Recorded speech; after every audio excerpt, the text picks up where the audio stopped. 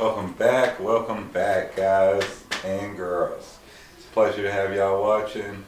This show's for entertainment purposes only, and with that said, today we're going to check out things that since 2000 have become obsolete. So anybody 22-ish, 23 and younger, you're probably not going to know what these things are. I haven't watched this yet, but I'm just guessing. So let me pull up this display and we will get started. Thank you to all our subscribers while I'm thinking about it. Years we have made some huge strides in the way of technology. Before 2000, things like smartphones, iPods, text messaging, social media, GPS, streaming, and driverless cars didn't really exist. There is no doubt that it has been Most amazing of those seem and wonderful, normal now. but think about what we've lost. In today's video, we will have a look back on some of the things that have become almost entirely obsolete. At one time, high schools and colleges had something called computer labs. These were specific rooms where all the computers were kept. Back before everyone toted around their own personal computer, this is where you would go in order to have access to one. When you left the room, you wouldn't have access to a computer again until you returned to that room. Back in the days of landlines, you could call someone and hear a busy signal. At the time it was super annoying, but in the age of cell phones, we'd give anything to hear it again. If you heard this on the phone, it gave you solid information. The person you were trying to reach was home but was on another call. Nowadays, going straight to voicemail can mean anything. Remember when you had to stay home from school because you were sick and then you watched TV all day? Yeah, thinking about those phones. Remember when you used to have to call somebody's house and you'd ask for Tommy or Tammy, whoever it was, and you'd have to, most of the time they would be like, hey, so-and-so, come get the phone. So, who is this? How are you doing? You have to sit there and talk to a parent. It's not that way nowadays. It never failed that you would watch The Price is Right with Bob Barker, and it's the reason why so many people have fond memories of the show. It was either that, some terrible soap opera, or the local news. Back then, your choices were very limited.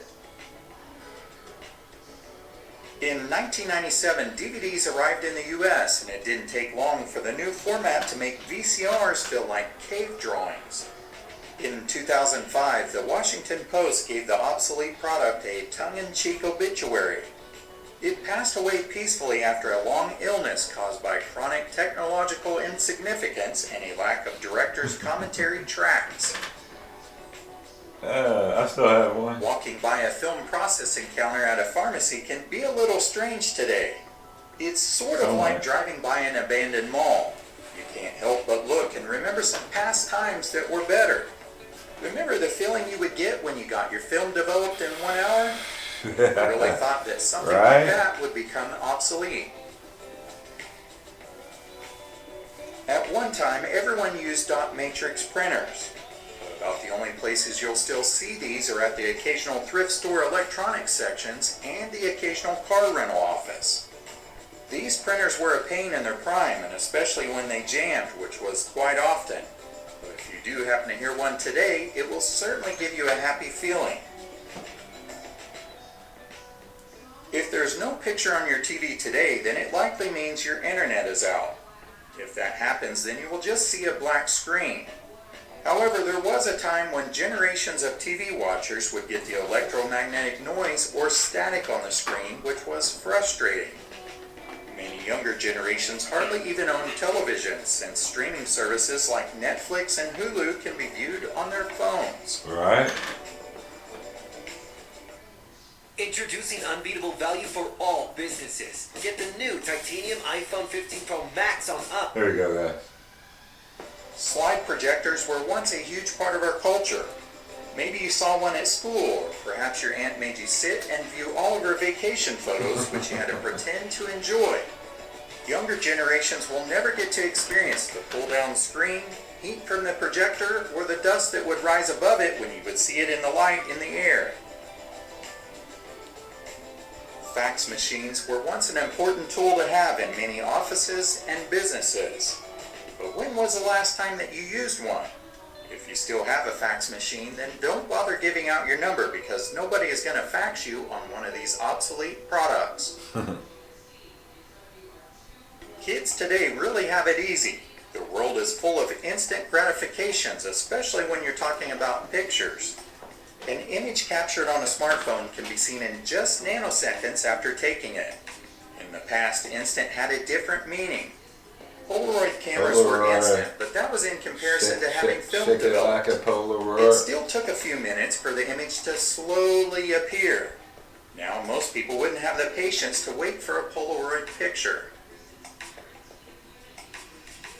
Landlines are something that has just about disappeared. At one time, they were in every home. That was back when phones were meant for talking and they didn't have internet connections, apps, or touchscreens. Taking photos with them or sending a text just wasn't an option. Looks like Internet connections used to require a phone line which plugged into a computer. The computer would then attempt to call the internet. And sometimes your connection would get interrupted if somebody in the house picked up another phone.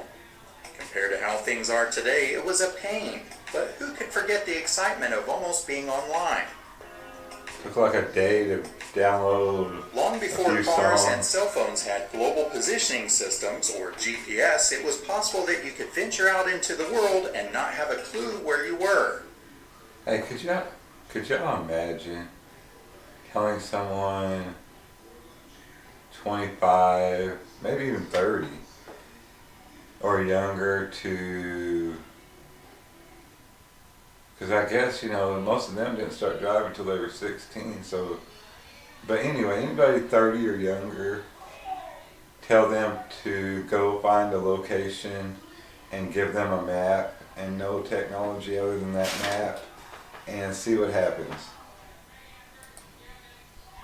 It was called being lost. At that point, you stopped into the nearest gas station to ask for directions or to find a map. If you were feeling adventurous, then you would keep wandering around until you figured out where you were going. It was sort of a weird thrill to be lost and then figure it all out. Once the internet came along, we had directions that we could print out from MapQuest. It was a lot easier, but still no GPS. For generations, music has been a huge part of our lives. Today, music can be stored on our phones or other digital sources. But there was a time when we had to physically carry around all of our music. It may have been in a cassette tape box or a CD binder. You were limited on what you could play based on what you brought with you. Sorting through all your music and then switching out a cassette tape or a CD in the car was every bit as dangerous as texting is today. Blind dates were once a real thing. Usually a person would set you up with someone and you really had no idea what that other person looked like. Apps such as Tinder and Facebook have changed the game.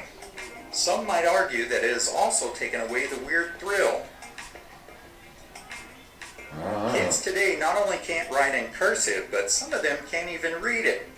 Cursive seems to be a lost art, and just about the only thing you'll use it for is signing your name. John Hancock. With everyone using email and text, it just doesn't have any real-world applications anymore. Prior to 2000, a cloud was a collection of condensed water vapor hovering in the sky. You know where rain comes from, but it certainly wasn't where you stored all your computer files. If you wanted to save something important, then you needed something like a floppy disk, which could hold up to 240 megabytes of memory. Nowadays, computers don't even have an option for these floppy disks. But if you still have some of these, then don't throw them out. You can make pretty good coasters for that cold cocktail. That's pretty cool, though. You know what would be a far more entertaining version of American Ninja Warrior? Watching a bunch of kids today compete in a death match where they had to find a book in a library using the Dewey Decimal System. There's another one. In the end, everyone gets paper cuts and nobody finds their book. Beepers and pagers were once a cool thing to have, today's time, not even the drug dealers want to use one of these obsolete products. Calculators really are tiny computers, but their only job was to do math. They couldn't do anything else besides add, subtract, multiply, and divide. Oh sure, it can make some amusing swear words. 8008 kind of looked like boo.